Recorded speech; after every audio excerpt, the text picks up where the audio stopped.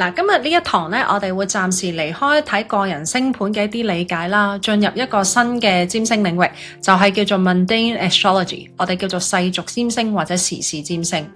咁如果你之前學開本命盤咧，可能你習慣會睇我究竟幾時轉工啊，我感情會點啊，我嘅運勢啊，今年會點樣呢？咁其實嗰啲問題咧，全部都係關於你自己，咁就唔會好講 external 嘅 environment， 即係唔會點樣睇外在嘅世界啦，或者外在嘅趨勢咁樣嘅。但係時事占星 Mundane Astrology 咧，問嘅問題其實就完全唔同啦。佢會問世界點樣變啦，經濟點樣行啊，社會氣氛點樣轉啊，國家科技會去到邊度咧？今年會創新啲咩咧？咁換句話嚟講咧，本命盤就係你嘅人生啦，時代占星咧就係人類嘅時代嘅一啲趨勢嘅影響嚟嘅。咁佢就唔係睇個人事件啦，佢係睇例如國家啦、政治、經濟一啲社會嘅集體情緒、科技發展或者一啲大型事件嘅趨勢咁樣嘅。咁甚至例如今年多唔多仗打呢？金融嘅市場會唔會變動好多呢？啲政權會係啲乜嘢趨勢啊？佢哋會 prefer 咩類型嘅政權啊？疫情社會運動呢一啲咁樣嘅集體層面或者外在環境嘅事情呢，都係用 Mundane Astrology 去睇嘅。咁如果學 Mundane 嘅話咧，其實就係呢一個占星嘅思維咧，你會有一個好重要嘅轉換。咁因為你學開本命盤嘅時候咧，就係講緊啲事點樣喺你身上發生。咁但係時事占星咧，就係睇呢個事情點樣發生喺呢個世界上面。然之後咧，你作為其中一個人咧，你會點樣受到一個影響？咁所以我哋唔會係問究竟我會唔會發生呢一件事，而係問究竟個世界嘅趨勢係啲乜嘢。咁如果掌握咗呢個角度咧，你嘅占星就會由平時你睇開係一啲個人嘅命運嘅工具啦，變成觀察一個時代趨勢嘅工具。咁點解我要學時事占星咧？關我咩事咧？咁其實因為好多重大嘅事情咧，都唔係由你個人嘅星盤去睇到或者決定嘅。即係啱啱講緊嗰啲科技經濟AI 出現呢啲嘢咧，呢啲都唔係講緊某一個人嘅命運，而係成個時代嘅轉動嚟。咁就算你喺你本命盤或者你睇緊 transit 過運嘅時候，見到我生命裏邊例如家庭或者事業有啲大嘅事情發生，咁究竟係咩類型嘅事情呢？咩類型嘅 disruption 呢？其實你個人盤係睇唔到。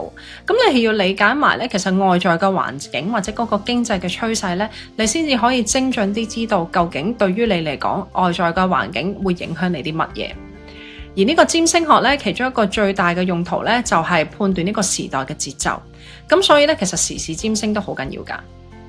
咁你可能會發現咧，有一啲時間，有一啲年份，全世界好似同一時間會變得好動盪啦。係啦，好似近呢幾年咧，其實個個都好似講緊打仗咁樣嘅，突然之間係啦。有一啲時代咧，科技突然之間爆發啦，之類啦。例如都近呢幾年咧，其實 AI 咧突然之間爆出嚟。咁其實你會發現年頭嗰啲片咧，我哋有講例如冥王星進入水瓶座咧，為世界帶嚟好多 AI 嘅革新啦咁樣。咁其實呢個都屬於時事占星。不過我之前嘅片咧就會比較多 refer 翻去你哋本命盤嗰度點樣會影響你哋嘅本命盤。咁我哋而家咧就正淨係講時事占星啦。講到時事占星咧，我哋就會一定講一個核心嘅技巧，就係 Ingress Chart 啦。咁 Ingress Chart 係咩意思呢？其實就係講緊行星進入一個新嘅星座嗰一刻，例如木星入獅子座啦，土星入白羊座，天王星入雙子座，入到去嗰個星座嘅0到00分嗰一個瞬間就起一個星盤。咁當然其實佢唔係好難開嘅，你去好似 Astro.com Astroseek 嗰啲咧，開 Ingress Chart 其實就佢要幫你計晒噶啦，唔使自己揾0到00分係幾多點咁樣嘅。喺呢一刻咧，占星嚟講咧，我哋就係講嗰個能量嘅轉換嗰一點，好似某一種能量嘅開關俾人打開咗咁樣。咁點解 Ingress Chart 咁重要咧？因為行星喺星座停留嘅時間咧，就代表一個時代嘅主題。例如木星咧就會停留喺每一個星座1年左右，土星咧就2年半啦，天王星7年之類咁樣嘅，係啦。咁去到冥王星就20年以上啦。咁呢啲行星轉星座咧，其實就係講緊嗰一年啦，或者時代嘅主題轉咗。所以 Ingress Chart 咧就唔係愛嚟睇今日會發生乜嘢，而係睇嚟緊嗰幾年咧世界會喺邊一個方向行嘅。咁其實喺世俗占星裏面咧，我哋通常咧一般會做嘅咧就係太陽如果入白羊、巨蟹、天秤、山羊咧，我哋叫做睇4季個運程。